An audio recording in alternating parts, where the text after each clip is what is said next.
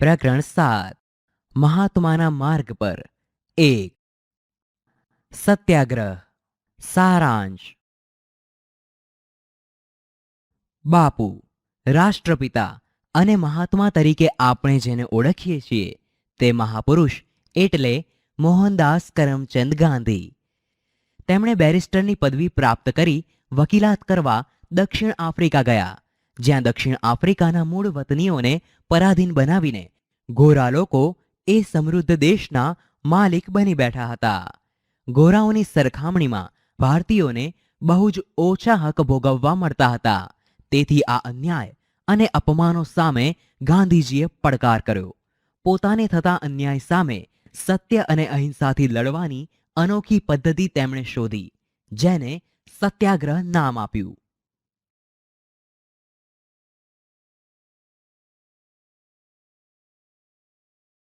સૈદ્ધાંતિક સમજ. દક્ષિણ આફ્રિકામાં સત્યાગ્રહની સફળ લડત કરીને ઈસવીસન 1915માં 46 વર્ષની ઉંમરે ગાંધીજી ભારત આવ્યા. આ દરમિયાન દક્ષિણ આફ્રિકાની રંગભેદની લડતમાં સફળતા મળતા આંતરરાષ્ટ્રીય સ્તરે લોકો તેમનો આદર કરતા હતા. આથી મુંબઈના એપોલો બંદર પર તેમનું ભવ્ય સ્વાગત થયું. તેમજ ગોપાલકૃષ્ણ ગોખલેના કહેવાથી તેમણે પહેલા વર્ષે આખા ભારતનો પ્રવાસ કરીને લોકોની જરૂરિયાત અને પરિસ્થિતિ સમજવાનો પ્રયાસ કર્યો. એક વર્ષના ભ્રમણ બાદ ગાંધીજીએ 25મી મે 1915ના દિવસે અમદાવાદના કોચરબમાં સત્યાગ્રહ આશ્રમની સ્થાપના કરી, જેને એક વર્ષ બાદ સાબરમતી નદીના કિનારે ખસેડવામાં આવ્યો.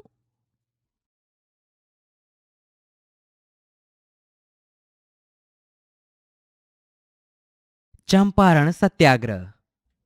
હિમાલયની તળેટીમાં નેપાળની નજીક બિહારનો ચંપારણ પ્રદેશ આંબાવાડિયા માટે પ્રખ્યાત હતો, જેમાં યુરોપિયન જમીનદારો જમીનના 3 વિશાંશ ભાગમાં ગળીનું ફરજિયાત વાવેતર કરી ઉત્પાદન સસ્તી કિંમતે વેચવાની ખેડૂતોને ફરજ પાડતા હતા.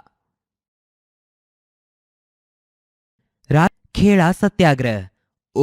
રાજકુમાર શુક્લના આગ્રહથી આ પ્રશ્નની તપાસ કરવાનું ગાંધીજીએ નક્કી કર્યું, પરંતુ તપાસ શરૂ કરે તે પહેલા ત્યાંના મેજિસ્ટ્રેટે તેમને નોટિસ દ્વારા ચંપારણ જિલ્લો તાત્કાલિક છોડી દેવાનું ફરમાન કર્યું. જ્યારે તેમણે આ નોટિસનો અનાદર કર્યો, તેમણે ખેડૂતોની મુશ્કેલીઓ તૈયાર કરીને સરકાર સામે રજૂ કરી અને ચંપારણના મોતીહારી ગામમાં રહીને આ પ્રથા સામે લડત ચલાવી અને સત્યાગ્રહ સફળ થયો.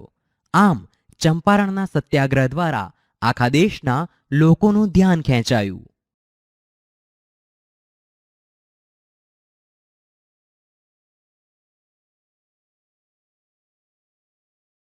ખેડા સત્યાગ્રહ 1917-1918. 1917માં ખેડા જિલ્લામાં અતિવૃષ્ટિ થઈ, પરિણામે પાક નાશ પામ્યો. છતાં સરકારે ખેડૂતોનું મહેસૂલ માફ કરવાને બદલે ઉઘરાવવાનું નક્કી કર્યું. તેથી ગાંધીજીના નેતૃત્વ હેઠળ ખેડૂતોએ બ્રિટિશ સરકાર સામે સત્યાગ્રહ શરૂ કર્યો અને ગાંધીજીએ ખેડૂતોને કહ્યું કે સરકાર આપણી માંગણી ન સ્વીકારે તો આપણે મહેસૂલ ભરવાનું નથી.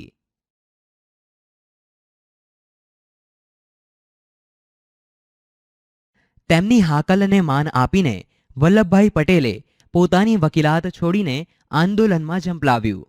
ઉપરાંત ગાંધીજીએ કમિશનરને પત્ર લખીને જણાવ્યું કે જો નબળી સ્થિતિવાળા ખેડૂતોનું મહેસૂલ માફ થશે તો સારી સ્થિતિવાળા ભરી દેશે. અંતમાં કલેક્ટર દ્વારા 1918માં હુકમ આપવામાં આવ્યો અને આંદોલન સફળ નીવડ્યું.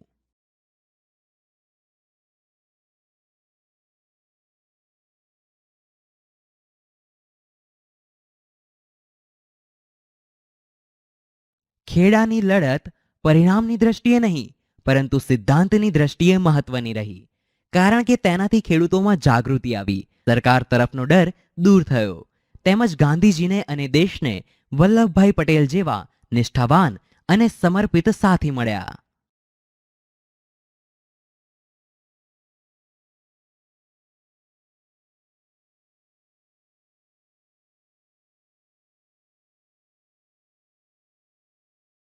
રોલેટ એક્ટ અને જલિયાવાલા બાગ. સારાંશ. રોલેટ એક્ટ દ્વારા અંગ્રેજ સરકારે કાયદાકીય રીતે અંકુશ લગાડવાનો પ્રયત્ન કર્યો, પરંતુ દેશના લોકોએ આંદોલન દ્વારા તેનો વિરોધ કર્યો. જ્યારે જલિયાંવાલા બાગ હત્યાકાંડ દ્વારા અંકુશ લગાવાયો, જેણે દેશમાં જ નહીં બ્રિટિશ પાર્લામેન્ટમાં પણ હલચલ મચાવી. આમ અંગ્રેજ સરકારે બંને રીતે ભારતના લોકો પર અન્યાય કરવાનું ચાલુ રાખ્યું. સૈદ્ધાંતિક સમજ. Rowlatt act. પ્રથમ વિશ્વયુદ્ધમાં ઇંગ્લેન્ડનો વિજય થયો અને ઈસવીસન 1919માં બ્રિટિશ સરકારે રોલેટ એક્ટની જાહેરાત કરી. આ કાયદા મુજબ કોઈ પણ વ્યક્તિની ધરપકડ કારણ આપ્યા વિના કરી શકે, વ્યક્તિઓને હદપાર કરી શકે, તેમજ માલ મિલકત પણ જપ્ત કરી શકે તથા ખાસ અદાલતમાં કેસ ચલાવી તેને સજા કરી શકાય એવી જોગવાઈ હતી. આ કાયદો અભિવ્યક્તિની સ્વતંત્રતા જેવા મૂળભૂત અધિકારો પર અંકુશ લગાવતો, તેમજ પોલીસને વધુ પડતા અધિકારો મળતા, જેને કારણે લોકોએ આ કાયદાનો વિરોધ કર્યો. ઉપરાંત ગાંધીજીએ તેને કાળો કાયદો કહ્યો.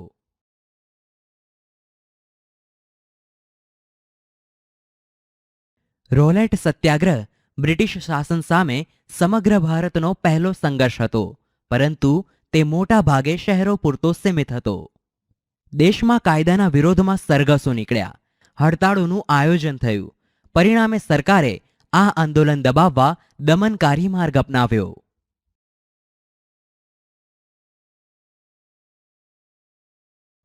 જલિયાંવાલા બાગનો હત્યાકાંડ 1919. રોલેટ એક્ટના વિરોધમાં 30 માર્ચ અને 6 એપ્રિલ 1919ના રોજ પંજાબમાં લોકોએ હડતાળ પાડી, પરંતુ અમૃતસરની પરિસ્થિતિ અંકુશ બહાર છે તેમ લાગતા તેને લશ્કરને હવાલે કરવામાં આવ્યું.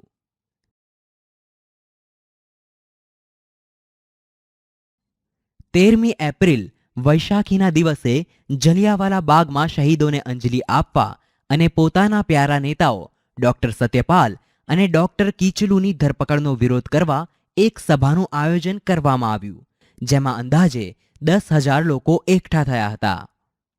સભામાં શાંત અને નિશસ્ત્ર બેઠેલા લોકો ઉપર જનરલ ડાયરે કોઈ પણ ચેતવણી આપ્યા વિના ગોળીબારનો હુકમ આપ્યો. આ બાગમાં જવા આવવા માટે માત્ર એક જ સાંકડું દ્વાર હતું અને તેની ફરતે ઊંચી દિવાલો હતી. પ્રવેશ દ્વારથી સૈનિકોએ ગોળીબાર શરૂ કર્યો અને તે ખલાસ થયો ત્યારે અટક્યો. આમ સરકારી આંકડા મુજબ 379 લોકો મૃત્યુ પામ્યા અને 1,200 લોકો ઘાયલ થયા, પરંતુ ખરેખર આ સંખ્યા વધારે હતી તેમ મનાય છે. આ ઘટનાથી ગાંધીજીની હવે બ્રિટિશ ન્યાય અને નિષ્ઠામાં જરા પણ વિશ્વાસ રહ્યો નહીં. આ સત્યાગ્રહ દરમિયાન ગાંધીજી ઈચ્છતા હતા કે હિન્દુ અને મુસલમાન કોઈ પણ ન્યાયપૂર્ણ ઉદ્દેશ્ય માટે એકબીજાને સમર્થન આપે.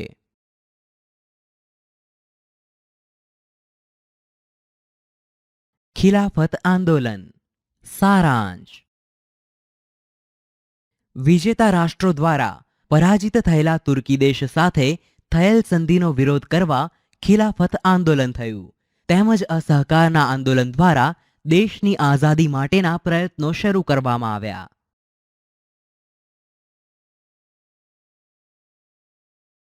સૈદ્ધાંતિક સમજ. પ્રથમ વિશ્વયુદ્ધમાં મિત્ર રાષ્ટ્રોના વિજય બાદ તેઓ દ્વારા પરાજિત તુર્કી સાથે સંધિ કરવામાં આવી, જ્યારે તેની શરતો તુર્કી માટે કડક અને અન્યાયી હતી. તુર્કીનો સુલતાન એ વખતે ઇસ્લામ ધર્મનો ખલીફા એટલે કે ધાર્મિક વડો હતો, તેથી સંધિ મુજબ તેનું ખલીફા પદ રદ કરવામાં આવ્યું. આમ આ સંધિનો વિરોધ કરવા ભારતમાં જે આંદોલન થયું તે ખિલાફત આંદોલન તરીકે ઓળખાયું. અલી, મૌલાના શૌકત અલી અને મૌલાના મોહમ્મદ અલી આ આંદોલનના મુખ્ય નેતાઓ હતા.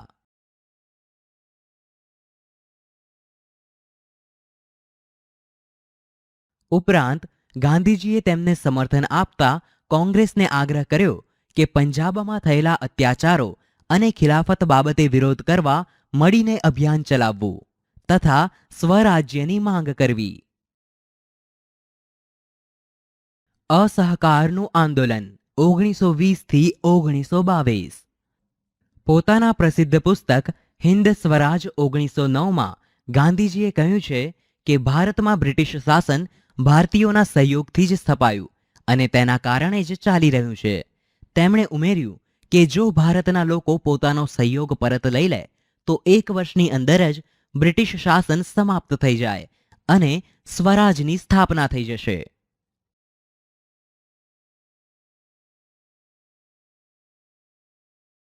અસહકારના વિચાર પર ગાંધીજીએ આંદોલન શરૂ કર્યું, જેના મુખ્ય 2 પાસા હતા. પહેલા પાસામાં સરકારી નોકરીઓ, ધારાસભાઓ, સરકારી શિક્ષણ સંસ્થાઓ, ખિતાબો, વિદેશી કાપડ અને માલનો બહિષ્કાર કરવો. જ્યારે બીજા રચનાત્મક પાસાઓમાં ખાદી, અસ્પૃશ્યતા નિવારણ, હિન્દુ મુસ્લિમ એકતા, દારૂબંધી, સ્વદેશી તથા રાષ્ટ્રીય શિક્ષણનો પ્રચાર કરવાનો હતો.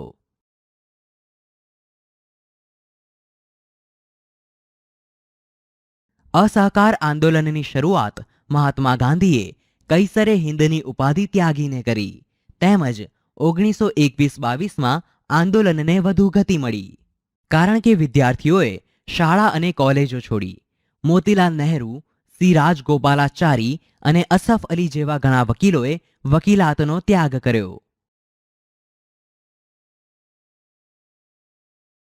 ઉપરાંત મોટાભાગના ચૂંટાયેલા સભ્યોએ ધારાસભાઓ અને સ્થાનિક સ્વરાજ્યની સંસ્થાઓમાંથી રાજીનામું આપ્યું, જ્યારે કેટલાક સરકારી કર્મચારીઓએ નોકરીનો ત્યાગ કર્યો. આમ લોકોએ ઠેર ઠેર વિદેશી કાપડની હોડીઓ પ્રગટાવી અને દરેક ઘરમાં રેંટિયો ગૂંજતો કર્યો અને સ્વદેશીનો પ્રચાર કર્યો. બીજી બાજુ કાશી વિદ્યાપીઠ, બિહાર વિદ્યાપીઠ, જામિયા મિલિયા ઇસ્લામિયા, ગુજરાત વિદ્યાપીઠ જેવી રાષ્ટ્રીય સંસ્થાઓની સ્થાપના થઈ.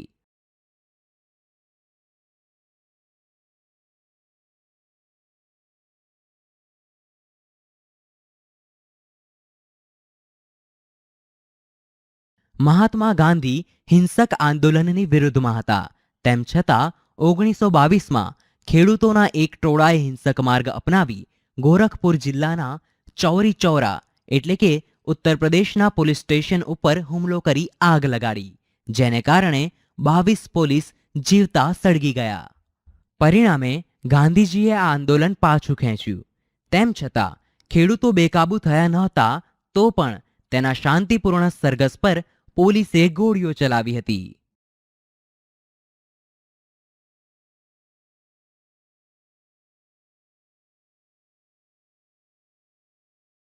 આમ આ આંદોલન સમાપ્ત કરીને ગાંધીજીએ ગ્રામીણ વિસ્તારમાં રચનાત્મક કાર્ય કરવા પર ધ્યાન આપ્યું, જેને કારણે 20ના દશકાની મધ્યમાં ગ્રામ્ય વિસ્તારમાં કરવામાં આવેલા સામાજિક કાર્યોના વળતર રૂપે ગાંધીવાદીઓને પોતાના લોકમતો ફેલાવવામાં મદદ મળી, જેને કારણે ભારતીય કમ્યુનિસ્ટ પાર્ટી અને રાષ્ટ્રીય સ્વયંસેવક સંઘ એટલે કે RSSની સ્થાપના આ સમયગાળાની મહત્વપૂર્ણ ઘટનાઓ બની.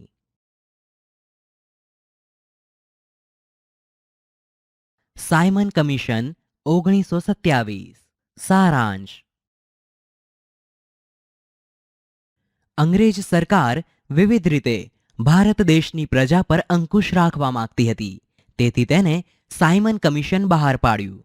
આ સિવાય ખેડૂતો પર થયેલા કર વધારાનો વિરોધ કરવા લોકોએ બારડોલી સત્યાગ્રહ કર્યો. સૈદ્ધાંતિક સમજ.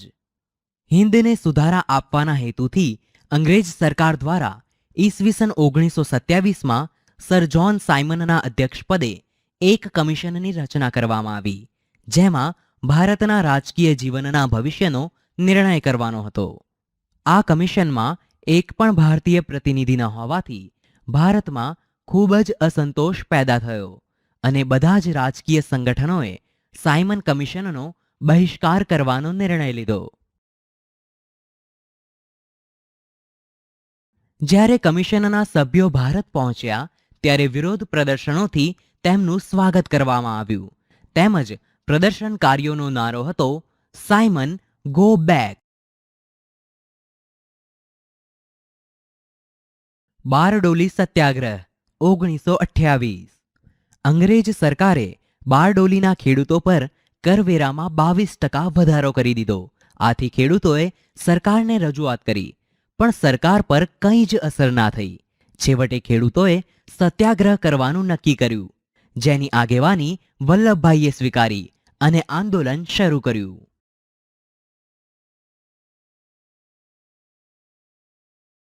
રવિશંકર મહારાજ અને જુગતરામ દવે જેવા કાર્યકર્તાઓની મદદ મળવાથી ખેડૂતો નિર્ભય બની કાયદાઓનો ભંગ કરવા લાગ્યા. વલ્લભભાઈના જુસ્સાદાર ભાષણોથી ખેડૂતોમાં હિંમત આવી. તેથી અંગ્રેજ સરકારે વલ્લભભાઈને પૂના બોલાવ્યા.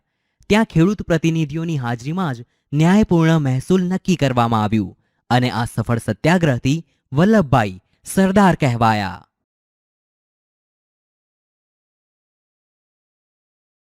નહેરુ અહેવાલ 1928. સારાંશ. નહેરુ અહેવાલ દ્વારા ભારતનું બંધારણ ઘડવા સમિતિની રચના કરવામાં આવી. આ ઉપરાંત કોંગ્રેસ દ્વારા પૂર્ણ સ્વરાજનો ઠરાવ પસાર કરવામાં આવ્યો, જેમાં કોંગ્રેસે સ્વતંત્રતાના સોગંદ લીધા. સૈદ્ધાંતિક સમજ. નહેરુ અહેવાલ 1928 ભારતના બધા રાજકીય પક્ષોના પ્રતિનિધિઓની બનેલી એક સર્વપક્ષીય પરિષદ ફેબ્રુઆરી 1928માં દિલ્હી ખાતે મળી. આ પરિષદમાં ભારતનું બંધારણ ઘડવા મોતીલાલ નહેરુના અધ્યક્ષપદે એક સમિતિની રચના કરવામાં આવી. તેણે બધા જ પક્ષોને અનુકૂળ આવે તેવો બંધારણીય મુસદ્દો તૈયાર કર્યો, જે નહેરુ અહેવાલ તરીકે જાણીતો બન્યો. પરંતુ મુસ્લિમ લીગની અસંમતિને કારણે તેનો અસ્વીકાર કરવામાં આવ્યો. પૂર્ણ સ્વરાજ્યનો ઠરાવ 1929.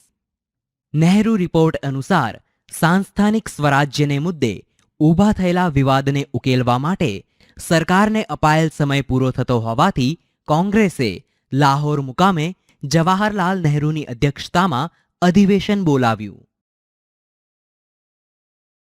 પરંતુ સરકારનો કોઈ પ્રતિસાદ ન મળતા રાવી નદીના કિનારે મળેલ આ અધિવેશને પૂર્ણ સ્વરાજ અંગેનો ઠરાવ પસાર કર્યો. ત્યારબાદ 26 જાન્યુઆરી 1930ના રોજ આ સંદર્ભે કોંગ્રેસે સ્વતંત્રતાના સોગંદ લીધા અને આ બનાવની યાદમાં સ્વતંત્ર ભારતના બંધારણને પણ એ જ તારીખે અમલમાં મૂકવામાં આવ્યું. વિદ્યાર્થી મિત્રો, આ પ્રકરણ અહીં